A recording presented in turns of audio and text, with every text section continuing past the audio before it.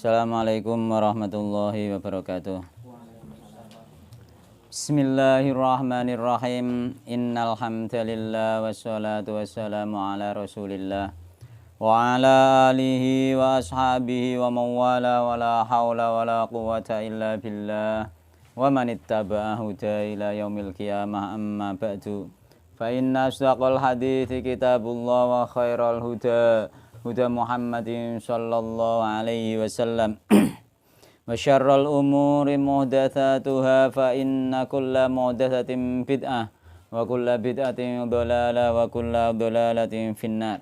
Ikhwani rahimani wa rahimakumullah, patut kita panjatkan puji syukur kehadirat Allah Subhanahu wa taala yang mana pada malam hari ini kita dipertemukan kembali oleh Allah Subhanahu wa taala di majelis yang mulia ini dalam rangka bermajelis taklim yang sekian lama kita libur nggih, dikarenakan kemarin ada kesibukan dan juga karena sakit nggih. Dan sekarang sebenarnya nggih masih lempok kula nek bengi ngene wis kudu buk pisan. Perkara apa iku asam lambung itu ternyata memang enggak boleh kerja keras, tapi kerjane memang kerjane keras wong. Dadi yo suwe warase kan ngono. Angger lagi marah sithik-sithik dienggo mergawe lempok neh. Ya, mudah-mudahan meskipun begitu kita masih bisa melanjutkan taklim kita nggih. Mudah-mudahan dengan taklim ini Allah mudahkan jalan kita menuju surga Allah Subhanahu wa taala sebagaimana yang Rasulullah SAW pernah sabdakan, man salaka thariqan yaltamisu fi ilman sahalallahu lahu bi thariqan ilal jannah. Barang siapa menempuh jalan, di jalan tersebut dia mencari ilmu, Allah mudahkan jalan dia dengan sebab mencari ilmu tersebut jalan menuju surga Allah Subhanahu wa taala. Dan mudah-mudahan kehadiran kita berkumpulnya di sini ini dikategorikan oleh Allah Subhanahu wa taala masuk dalam kategori orang-orang yang selalu mensyukuri nikmat-nikmat Allah Subhanahu wa taala. Karena berat nggih bermajelis taklim itu, apalagi rutin itu berat sekali sebenarnya, karena keutamaannya yang luar biasa nggih. Yakni tadi nggih, di antara yang paling pokok jalan, dimudahkan jalan menuju surga itu paling nggih. Mulane berat sekali, tidak semua orang bisa bermajelis taklim dan tidak semua orang bisa rutin nggih. Majelis taklim luar biasa, halangannya banyak nggih, terutama halangan sing paling pen niku biasanya malas nggih. Malas sing paling pen. Masalah halangan hujan dan lain sebagainya itu asal awak sehat sebenarnya masih bisa disiasati nggih. Alasan sing terbesar yang menghalangi orang bermajelis taklim biasanya sifat malas nggih. Asli niku nggih. Mergo wong nek gak malas itu apapun dilakukan untuk tercapai nggih. Untuk datang ke majelis taklim dilakukan. Jangankan hanya dekat nggih. Nek kula riyen zaman taklim niku, taklim sing akhir-akhir iku malah tok mbabat.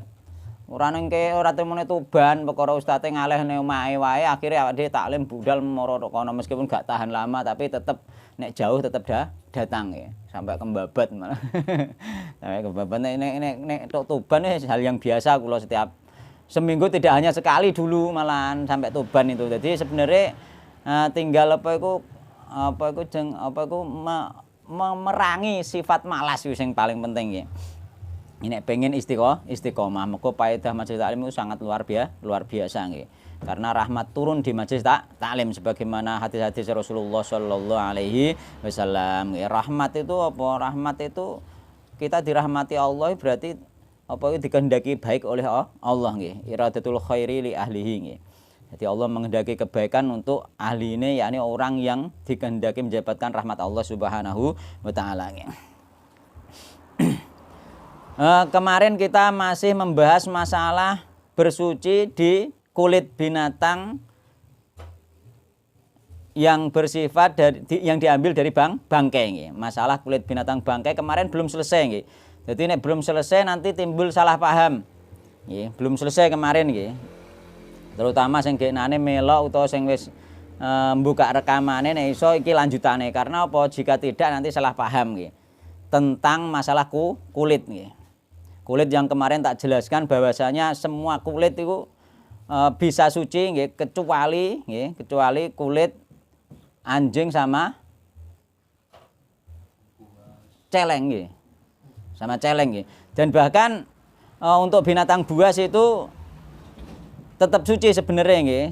Ketika dibahas panjang tetap suci, cuman nanti masalah penggunaannya itu ada aturannya nggih. Jadi ning penggunaannya ada perselisihan para ulama di situ masalah binatang buas. Beda niku. Jadi nek masalah suci ini suci karena dia ketika masih hidup saja sudah suci nggih. Kulitnya tetap bisa disuci sebenarnya nggih, bisa dicuci menurut sebagian ulama, tapi menurut sebagian ulama yang lain tidak bisa dicucikan untuk binatang buas itu. Di antaranya apa? Macan, harimau nggih, harimau dan kucing, ular, buaya itu menurut sebagian ulama bisa disucikan dengan disamak kemarin. Menurut sebagian ulama lagi tidak bisa nggih. Ya. Sebenarnya nek di dalam rangka hati-hati nggih, nek cara kula bisa disamak dan suci. Nek masalah pemakaian ada hadis tersendiri nanti nggih. Ada hadis tersendiri. Nek dalam rangka hati-hati ya kita tinggalkan saja. Kita hanya pakai yang hadisnya jelas, yakni apa ning hadis kemarin apa? Kambing nggih. Kambing dan sebangsanya yakni binatang-binatang yang halal ketika disembelih nggih. Nah, meskipun perbedaan pendapat ulama itu banyak sekali nggih. Nek jumhur ulama Syafi'iyah yang kula yen belajar niku semua kulit binatang meskipun binatang buas ya, kecuali hanya anjing dan celeng nggih. Kula waos malih nggih al-masalatu rabi'atu nggih, penting mergo niki. Iki diselesaikan nggih. Insyaallah nanti apa iku tidak terjadi salah paham. Al-masalatu rabi'atu utawi masalah kang nomor 4. Iku at-taharatu fil aniyati, bersuci dengan bejana-bejana al-mutahadati yang diambil min juludil maitati dari kulit bangkai. Apakah sah bersuci dari bejana yang diambil dari kulit bangkai? Nggih biyen banyu iku diadai lulang kan ngono niki biyen. Saiki yo digawe semen kuwi jedingan kuwi. Jildul maitati utawi nggih kulit bangkai iku ida dubigo nalikane den samak apa kulit bangkai mau tahura mongko suci. Wa jaza lan menang boleh apa istimaluhu nggunakno kulit bangkai sing wis dicuci disamak. Disamak iki artine sakbenere menghilangkan kotoran-kotoran, menghilangkan najis-najis dari daging nggih. Daging ngambil lendir-lendir yang ada di bangkai. Asline ngono. Dengan cara apapun sebenarnya asal itu bersih jadi suci. Cuma caranya biasanya nganggo air dicampur garam, dicampur godong salam dan lain sebagainya direndam kan wonten ben bersih. Ketika bersih sudah suci. Sebenarnya membersihkan dari najis-najis ya, kotoran-kotoran, lendir-lendir yang menjijikkan yang ada pada bangkai. Asline ngono nggih apa nyamak iku. Liqouli sallallahu krana dawuh Nabi Muhammad sallallahu ayyuma ihabin utawi ndi wae nggih, yakni yang mana saja ihabin kulit. Jadi kulit yang mana saja nggih.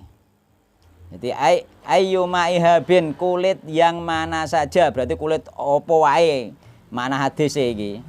Dubigo nggih. Lamun den sama apa ihab kulit mau faqat tahura mongko teman-teman suci. Jadi kulit apa wae, mulane sebagian ulama mau apa wae ya kabeh binatang. Nggih, kecuali sing karuan secara zat najis, yakni celeng mbekan anjing, kecuali itu saja. Nggih, sebagian ulama mengatakan seperti itu. Wali annahu sallallahu alaihi wasallam lan krana satemene Nabi Muhammad sallallahu iku marong lewati sinten Nabi Muhammad ala syatin ing atase wedhus maitatin kang mati. Faqala mau ngendika sinten Nabi Muhammad sallallahu alaihi wasallam. Halla nggih, apa to ora nggih? Akhadhu ngalap sapa sira kabeh, ngambil sapa sira kabeh ihaba ing kulite apa iku bangkai kambing tadi. Fadabaguhu mongko nggih. Nyamak sapa sira kabeh hu ing ihab nggih, kulit bangkai tadi nggih. Dadi nek ana udus mati nggih, nek pengen manfaatno mengko apa? Nyak-nyakno harta itu ndak boleh, itu termasuk masih kategori harta, dilulangi sik lagi pendem. Nah, nek iso ngolah nggih, nek ning kene ra iso ngolah. Nggih. Didol yo murah banget nggih. Ora nyucukno ambek oleh nguliti, kesele nguliti nek ning kene nek pas aku. Mangkur payu pira 15.000 ngono misale. Lulang wedhus paling saiki. Yo keselen tipas keselen anu apa? Nglulangi to, ngono. Kecuali nek iso manfaatno dhewe iso gawe apa gawe padahal lulang sajane yo mateh lho. Murahe ngono, padahal cara digawe jaket apa kan dadine luar biasa ya. Kulit. Iya dhisik Nek wayah melimpah ngono ku mbok 15.000 mbok 20.000 ngono wae. Boleh, tapi nek wayah langka menawa ya larang. Cuma kan nek bangke dikuliti terusan disamak terus dadi suci, cuma dene kan gak halal dimakan. Beda mbek sing sembelihan kan halal dimakan. Mulane digawe kerupuk, digawe apa kenek. Nah. Jadi tandane terus piye iki? Iki sing halal dimakan to ora ketara to nek wis dadi lulang yo. Ora ketara lho tukang gawe kerupuk iki mang samaan toh trae sembelihan ora roh nyorok. Wis tersangka ya kerupuk lulang. Nggih, ana mego ngono. Tapi kok gak ono ning kene koyoke nek mati dipendem gak dilulangi. Dadi insyaallah ndak ada. Gak usum gamane ning kene ya. Fantafa'u mongko apa iku ngalap manfaat sapa sira kabeh bihi kelawan lulange niku wau. Kongkon dianjurno Nabi nggih untuk diambil dan disama. Faqalu mongko matur sapa para sahabat innaha. Sak temene kambing iku maitatun bangke. Kala matur sinten Rasulullah fa innama mongko angis pestine hurima den haramake apa akluha mangan bangke. Sing haramu bangkene dipangan, tapi nek kulite dijukuk dicuci sek kenek. Wa hadza utawi iki hadis sing ngguri iki masalah wedhus iki. Iku fima nggih ing dalem ya wa hadza utawi iki hadis yakni hadis ini memberikan hukum fima ing dalem perkara. Idza kanat nalikane ana fima ing dalem perkara ing dalem apa iku ing dalem masalah kewan ngono asline. Idza kanat nalikane ana apa almetatu bangke iku mimma sangking jenis binatang tuhilluha nggih. Yang dia menjadi halal nggih. Apa adzakatu sembelihan. Dia menjadi halal maksudnya dihalalkan maksudnya dia menjadi halal apa adzakatu sembelihan. Jadi sing dimaksud ning kene berarti apa binatang yang dihalalkan dengan sembelihan sing oleh disamak terus menjadi suci. Wa illa lan lamun ora lani ora iso dihalalkan dengan sembelihan fala mongko ora iso suci dengan disamak. Iki mergo apa dalile ning kene mergo apa iku hadis Nabi tentang kambing. Berarti kambing dan yang sejenisnya yang bisa dihalalkan dengan disembelih. Ngeten. Nek gak iso iki dalile ning kene. Nek dalile ulama sing membolehkan yaiku mang umum ayuha ihabin dan ini gak mbatasi iki mokor critane ana kambing ngono kan gak kambing dan yang sejenisnya. Jadi ayuma ihabin tadi yakni apa? Kulit yang mana saja. Kulit yang mana saja. Nek cara kula kulit liyane lah, kulit kucing lah cara disamak ya dadi suci nek cara kula. Masalah pemakaiane ana hadis tersendiri.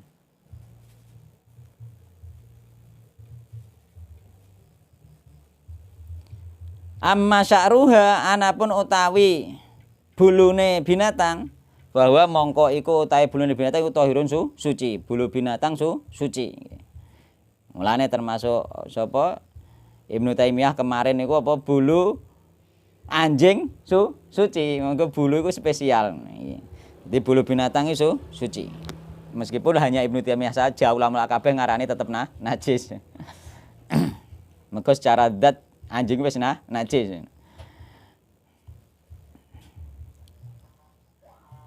Sya'rul metati tegese maksude bulune bangke al-mubahati yang dia itu mubah apa laklu dimakan. Fi halil hayati ing dalam tingkah uripe. Ketika hidup seandainya disembelih dan halal dimakan, maka ternyata dia mati bangkene, maka apa niku bulune tetap suci. Jadi bulu kambing tetap suci. Padha wae kan kemarin nenek anggota tubuh binatang nek dipotong kan dadi bangkai hukumnya najis. Tapi nek khusus bulu tidak. Mergo bulu iku domba iku bulune malah dipotong digawe klambi nggih. Digawe klambi, digawe apa kain nggih. Digawe kain. Dadi tetep suci. Khusus iku. Wa amallah muanapun utawi daging fainahu mongko iku sak temene daging iku najisun najis, nek daging najis. Wa muharramun akluhu dan diharamkan nggih, wa muharramun lan den haramake apa akluhu mangan daging. Liqouli ta'ala illa ayyakuna maitatan aw daman masfuha. Illa ayyakuna kejaba yen to ana apa sing diharamno Allah iku maitatan bangkai audaman utawa darah masfuhan yang terpancar, yakni sing mili. Man sing mili nggih. Aulah mahinzirin utawa daging babi fa innahu mongko sak temene iku kabeh mau rijisun niku najis, yakni kotor. Kotor bermakna najis ay haram tegese haram.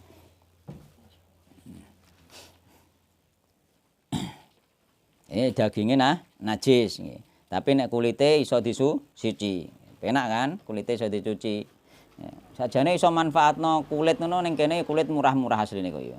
Tapi nek wis dadi pakaian kulit kok larang. Heeh, jaket kulit nggih. Iku larang nggih. Cuma apa iku nek kulit binatang buas nggih, kulit binatang buas iku meskipun dia suci, nggih, bisa disuci, sebagian ulama mengatakan bisa disuci, tapi pemakaiannya itu wonten larangan saking Rasulullah Shallallahu Alaihi Wasallam. Jadi Rasulullah pernah melarang nggih an lubsi juludis sibai, dari berpakaian kulit binatang buas, warukubi alaiha dan duduk di atasnya. Yakni dulu itu zaman Nabi, itu kendaraan kayak semacam onto, itu joke, itu digawe, ono sing digawe sangka sutra. Nggih, wa fi riwayatin digawe sangka kulit macan. Nggih. Kulit harimau itu dilarang oleh Rasulullah Shallallahu Alaihi Wasallam. Gak oleh, Pak. Mergo apa? Mergo identik ambekan kesombongan. Nggih, jadi oleh para ulama mengatakan karena kesombongan. Pakaian binatang buas gak oleh dipakai pada zaman Nabi itu sebagian ulama mengatakan karena kesombongan nih. Ilate karena kesombongan. Termasuk apa iku tasabuh ning gone wong-wong sing kejam. Jadi orang-orang kejam dulu iki senengane iku baju kulit utawa apa iku jenenge joke anune iku nganggo kulit macan. Iku yang pertama iku alasan ulama seperti itu nggih. Kesombongan nggih. Alasan ulama liyane mengatakan tidak bisa dicuci, yakni najis. Yang sebagian ulama lagi mengatakan karena belum disamak. Piye jajalane wis ngono. Lah cuman apa iku ning gone hadis liyane meneh ning gone Muawiyah iki naha Rasulullah SAW an rukubin nimar.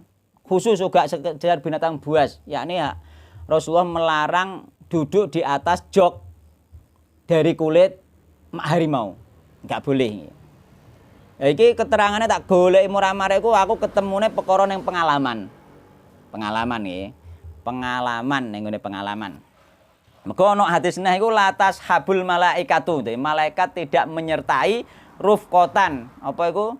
Rombongan nggih, rombongan fiha jildu namrin. Yang di rombongan tersebut ada kulit harimau.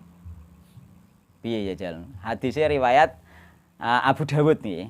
Riwayat Abu Dawud. Hadisnya sing guri mang Hasan sing ngarep mang hadise sahih. Jadi ada seperti itu.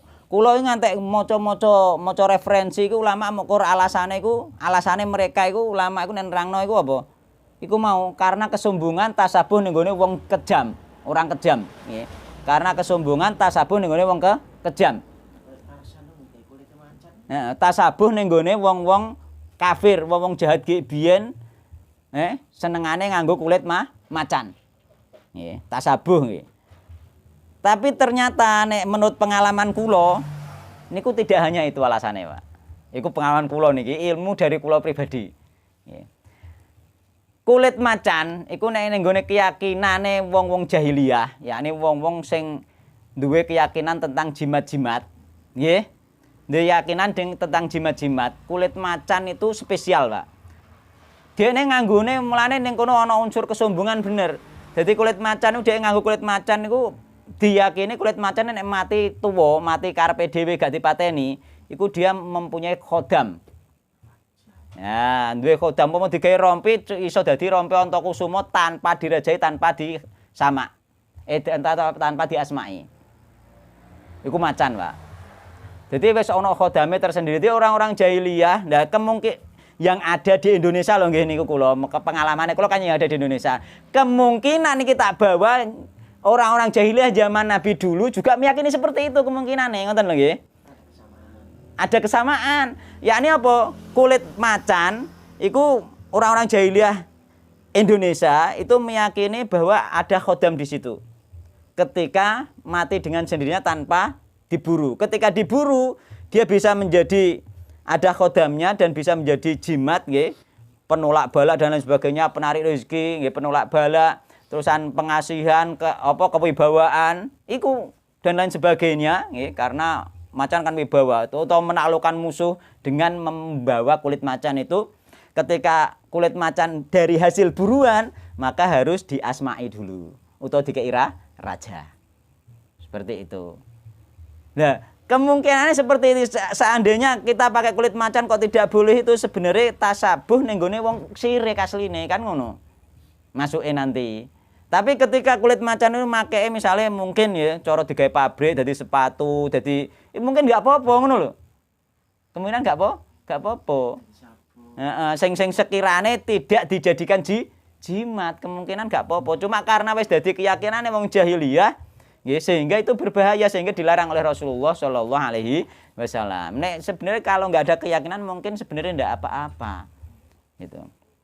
Yo, ternyata itu pengalaman pribadi loh Pak nggih. Kula golek keterangannya kitab gak nemokno, kula bingung apa maksudnya. Ternyata ketika kula iku ingat kula ketika kula belajar tentang ilmu-ilmu kesaktian, ternyata kulit macan itu apa? Spesial di dunia kesaktian-kesaktian itu, gitu loh. Spesial kulit macan itu adole per senti ku. Pirang 5 senti mbah pira hak meneh niku nek tuku wis iso puluhan juta, iso atusan ewu. Lah iku dienggo apa Pak Sam? Dienggo raja, dienggo jimat. Mulane ning kene bener la tashabul malaikat terus Nabi, tidak apa disertai malaikat nggih. Rufqatan rombongan orang yang fiha jildun namrin, yang di situ ada kulit macannya. Ini kulit macan yang di situ memang diyakini sebagai jimat. Mulane dia disertai kodam, disertai setan. Gitu loh. Temuane ning kono. Iya, ternyata di situ. Mulane kita enggak boleh apa? Kenapa orang Islam pada zaman Nabi dilarang pakai? Bukan karena najis, bukan. Karena apa? Enggak najis itu, hidupnya aja enggak najis, dek kulitnya. Mati pun sebenarnya nek wis sama juga enggak najis. Yang jadi masalah diyakini sebagai jimat. Dan itu keyakinan seperti itu kan akhirnya nek ana wong kan wong misale ya ana wong tasabuh ning gone jimat. Ya ning gawe meskipun gak jimat tenan gawe koyo semacam apa iku raja terus tinggo kalung di jahitan apa? Jahitan mori dijahit digo kalung. Padahal ora piye-piye tapi dia kan nyerupani wong sing nganggo raja, nyerupani kesirikan. Nyerupani kesirikan kan syirik asghar. Masalah di situ. Mulane ketika kita oleh Rasulullah dilarang pakai kulit macan ini sebenarnya nek menurut kula nggih ketika tak penelitian di lapangan orang-orang Indonesia itu ternyata memang itu tasabuh ning gone kesirikan. Mereka yakin betul iku. Regane larang didol ning gone ilmu perdukunan iku. Didol kulit macan iku. Mahal banget. Nah, yang di situ nggih macan itu di keyakinan orang-orang nggih ahli kesirikan. Nggih, ahli kesirikan niku sing dikiyakini kulite terusan kumis masuk. Mau nyimpen kumis macan, Bu. Ngono. Kumise, siunge, nggih. Terusan kukune iku. Oh, iku dikeramatkan semua. Mulane gak oleh Rasulullah Shallallahu Alaihi wasallam. Mergo sampean mesyo ndak tenan barengan sampean nggo ndak tenan ngono ku bareng sampean nggo kulit macan kok ternyata sampean selamat terus ketabrak motor gak piye. Iya tenan kan akhire ngono. Padahal gak piye-piyene umpama gak nggawe kulit lah asline digawe Allah gak piye-piye misale kan ngono. Tapi sampean nanti kan apa ngene. Engko sampean kan pikirannya terus wah, mosok perkara nggo kulit macan iki lah ngono malehan. Ngono gitu loh. Akhirnya apa akidahe berubah. Wah, akhirnya nek nggawa malah pede, nek gak nggawa gak pede. Lah akhirnya dadi jimat. Nah, ana khodame diyakini ana khodame memang, khodam macan. Yo jelas khodam macan sing teko yo harimau misalnya metu harimaune teko yo jin mestine jin. Sehingga apa dia wis dibaturi jin, yakni latasabul malaika, tidak ditemani malaikat. Ngono, mulane wong-wong sing duwe kodam-kodam jin niku resikone latashabul malaikat gak dibaturi malaikat iku resikone. Mulane ora usah nganggo kodam-kodaman, ora usah nganggo jimat-jimatan, mundak ora dibaturi malaikat ngono. Nah iki lho, nanti sehingga kita nggak salah paham ya. Kenapa zaman Nabi nggak boleh padahal suci? Ternyata ketemu di situ ya.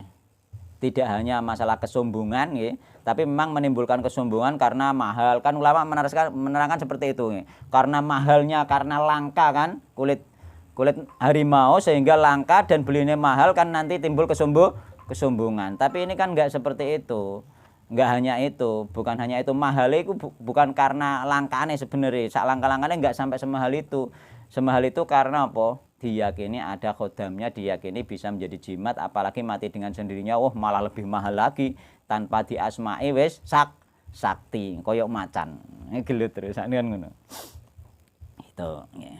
Oh, nas khusus sing umum kan juludis sibak nggih. Kulit binatang buas, tapi ono nas khusus langsung apa?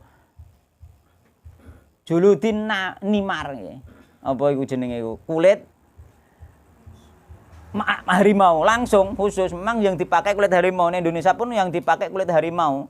Binatang buas liyane iku isih anu. Harimau sing dipakai jimat iku nggih. Sing dipakai jimat iku harimau nggih. Nek liyane gak patek sih misale apa iku kulit ula dienggo jimat ndak, kulit ula ya gak dienggo jimat. Kulit ula terusan apa neh? Kulit buaya. Kulit kidang apa dienggo jimat juga. Kulit jimat ya, kulit kijang ya. Cuma mungkin kanggone beda. Aku duwe tahu. Kulit kidang ya dienggo jimat ya. Berarti Aku ku tuku dhisik Pak 5.000 sak sabuk ngene iki Pak. Karena gak paham tiba aku tak ya sak sabuk iki pas sak wae. terus nek kulit kidang kanggone apa jare? Ya kanggo diraja-raja Mbak diraja. Ya diasmai ya berarti ya. Beda ambek kulit macan. Kulit macan mah nek mati dengan sendirinya itu gak usah tanpa diasmai sudah sakti. Gitu. Iku jarang Pak. Bomben-bomben yo balung apa ning.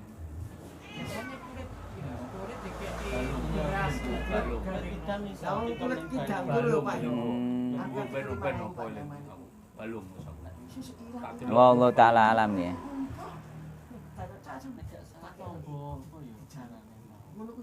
Oh. Pak kulit kidang pundi? Berarti wong duwe sungu kidang bareng mungkin ana khasiate karep pikirane dhek mungkin. Oh. Koleksi Gak anu nek Pak. nang omahe Ini lho loro iki lho saiki ini. Tapi ku wis ana sing gawean kok. Sing diderno iku gawean. Sing ono ya ana sing duwe asline to Pak, ana sing duwe asline, ana sing gawean. Oh ngaten nggih. Jadi yang jelas itu memang apa iku nek kulit kidang jelas bisa suci nggih dan bisa dipakai karena kidang itu ketika disembelih halal nggih. Ketika disembelih halal nggih. Tapi nek sampean ndek kulit kidang mbok jimat ya dadi haram ngono. Harame mengko dienggo jimat kan. Jimat banyak aku besok belah kidang. Terus rata-rata wareng gak tak kene ngene tapi aku sak nyimpen ora parek tak go menyen. Jadi sing luweh apik nggih, luweh apik meskipun kita meyakini sucinya nggih, lebih baik itu ditinggalkan, lebih amannya dalam rangka hati-hati nggih, ditinggalkan nggih. Karena ulama-ulama kita, ulama Saudi juga mengatakan tetap tidak boleh nggih.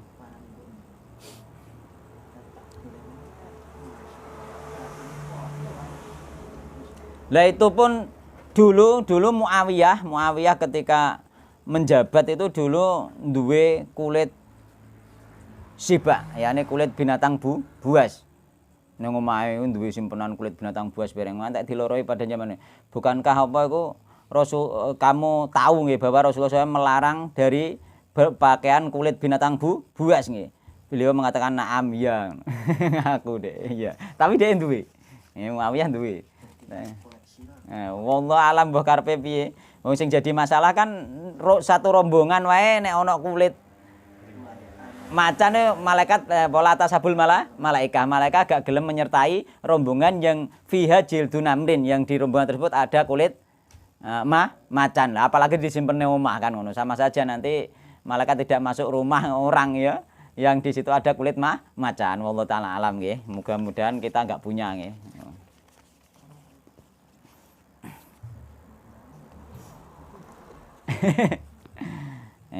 Jadi ini ku gabungno pemahaman nggih, sing jelas itu tidak ada di kitab nggih, enggak ada di kitab nggih. Pengalaman kula pribadi zaman kenal dengan dunia perdukunan nggih.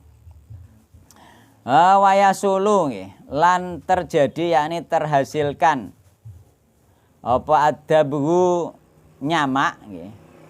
Bitandifil ada nggih, kelawan membersihkan adai gangguan-gangguan nggih, semacam kotoran-kotoran daging dan lendir-lendir iku nggih. Wal qadari lan qadari sama kotoran nggih. Kotoran-kotoran yang jorok nggih. Alladzi yang kana. Ana apa alladzi iku perkara kana kang ana apa alladzi iku fil jildi ing dalem kulit. Yakni apa iku sesuatu sing jemberi, sing jorok, sing kanthil kulit. Nah, maksudnya dihilangkan biwasitoti mawadin dengan perantara bahan-bahan tudhofu ilal ma'i yang ditambahkan kepada air. Kal milhi kaya dene garam wa ghairil liyane garam. Yakni dikum banyu uyah, direndem. Bin nabati utawa kelawan tumbuh-tumbuhan al ma'rufi yang diketahui, yang dikenal kena tinggu nyamak nggih. Kal qaradi kaya dene daun salam. Dikum daun salam. Awil ar'ari utawa daun ar'ar. Gak ngerti aku daun ar'ari apa ar'ari ya sejenis daun sing kena tinggu nyamak. Wa nahwihima lan sepadane karone kumang. Wis daun apa wae sing penting kena dinggo ngresiki lendir-lendir sing ana ning gone kulit. Mergo lendir-lendir mau hukume najis karena dia bangkai.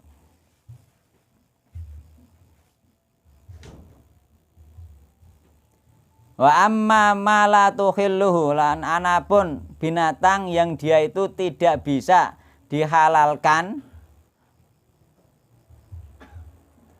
apa adzakatu sembelian, yakni binatang sing gak halal disembelih kaya harimau, kucing, buaya, fa innahu mongko sak temene apa iku binatang sing gak iso dihalalno dengan sembelian iku layat huru ora iso disucikan, ora iso suci. Iku layat huru ora iso suci. Wa ala hadza lan ing atase iki kaul, yakni binatang sing gak iso suci karena dia tidak bisa dihalalkan dengan sembelihan. Fajildul hiroti mongko utawi kulit kucing.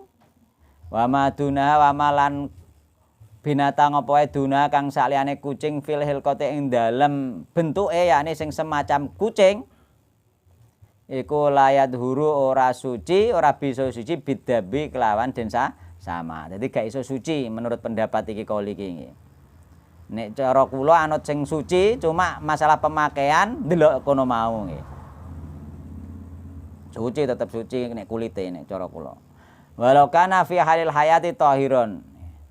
Walaupun nggih binatang tadi ketika dia dalam keadaan hidup dia itu suci. Ya, ini kucing kan hidup suci. Ketika mati kulitnya tetap dihukumi najis dan tidak bisa disama. Mergo ning kono mang apa? Binatang buas. Binatang buas enggak boleh dipakai mari oleh Rasulullah Shallallahu Alaihi Wasallam. Tapi wafil khusus ning kono dikhususno apa? Macan. Khusus macan. Nek liyane piye liyane ya subhat. Binatang buas liyane. Wajil ma yuharramu akluhu. Dan kulit binatang yang